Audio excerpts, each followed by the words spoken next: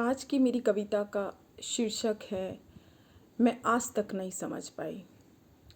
मेरी जो कविता है वो नारी जाति की उस वेदना पर आधारित है जो प्रतिदिन वो महसूस करती हैं, लेकिन उसका विरोध नहीं कर पाती है। तो मैं अपनी कविता प्रारंभ करती हूँ। मैं आज तक नहीं समझ पाई, क्यों स्त्री को खुलकर जीने की आज़ादी नहीं। यह कैसा जीवन है, मैं आज तक नहीं समझ पाई। क्यों सुरक्षा के नाम पर उसके पैरों में बेड़ियां डाली जाती हैं। यह कैसी सुरक्षा है, मैं आज तक नहीं समझ पाई। क्यों खुलकर अपनी बात प्रस्तुत करने की अनुमति नहीं। यह कैसा समन्वय है, मैं आज तक नहीं समझ पाई। क्यों एक विधवा को फिर से नई जिंदगी जीने का अधिकार नहीं। यह कैसा विधान है, मैं आज तक नहीं समझ पाई।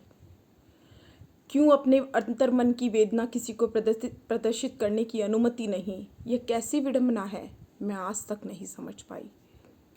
क्यों हर एक परिस्थिति में गुनहगार औरत ही बनती है। यह कैसी अदालत है, मैं आज तक नहीं समझ पाई। क्यों औरत घर के सारे काम करके कमाने जाए और लौट करके भी सारे काम करे। यह कैसी व्यवस्था है, मैं आज तक नहीं समझ पाई। क्यों स्त्री स्वतंत्रता से अपनी सांस भी नहीं ले सकती। यह कैसा वातावरण है, मैं आज तक नहीं समझ पाई।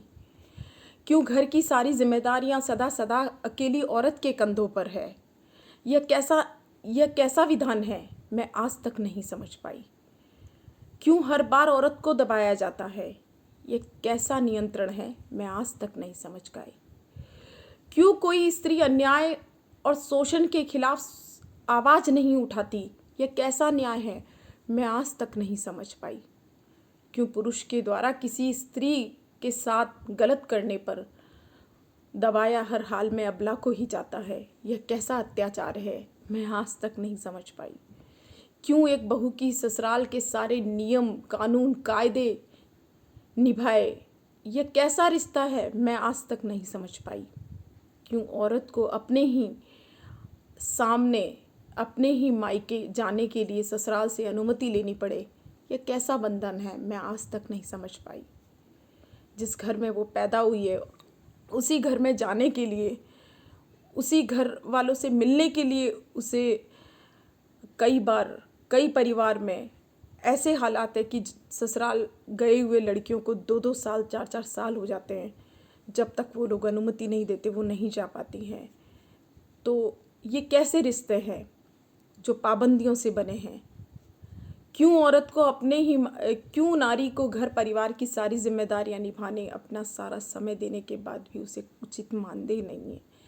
यह कैसा रोजगार है, मैं आज तक नहीं समझ पाई। क्यों बेटे के बदले में बेटी लेना और साथ में दहेज भी, यह कैसा व्यापार है, मैं आज तक नहीं समझ पाई।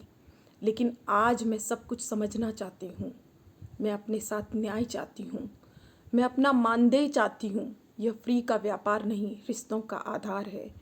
मैं अपनी स्वतंत्रता चाहती हूँ, शोषण मुक्त जीवन चाहती हूँ, एक स्वच्छ वातावरण चाहती हूँ, एक स्वस्थ मानसिकता चाहती हूँ, क्योंकि मैं इंसान हूँ, रोबोट नहीं।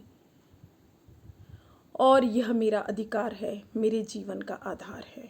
नमस्कार, धन्यवाद।